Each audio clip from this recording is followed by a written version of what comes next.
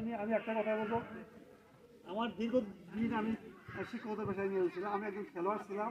খেলা নিয়ে আমার এই যে তোমাদের এখানে পিয়াল এই প্রতিষ্ঠান থেকে লেখাপড়া করে গিয়েছে এবং আরও অনেক যারা মানে খেলোয়াড় তারা এখান থেকে এগিয়ে গিয়েছে এবং ওরা আমার স্নেহ শুধু খেলার কারণে ওদের সাথে সম্পর্ক।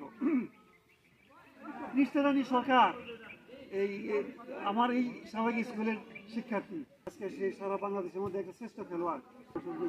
এখন ফুটবল খেলার কারণে কিন্তু ওই এলাকাটা উন্নত হয়েছে এবং এখন তারা লক্ষ লক্ষ টাকা বেতনে চাকরি করে। তাদের এমন কোনো কিছু নাই যে মানে আল্লাহবাক এত কিছু দিচ্ছে খেলাকে কেন্দ্র করে।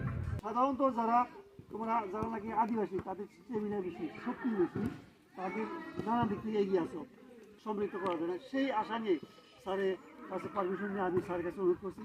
এই স্যার আমার একজন প্রিয় মানুষ, অনেকদিন আগেকার থেকে আমার ওনাকে যে দাবি করছি আমি যে আমি চাই যে এই মেয়েদেরকে একটু প্রশিক্ষণ দিয়ে যেন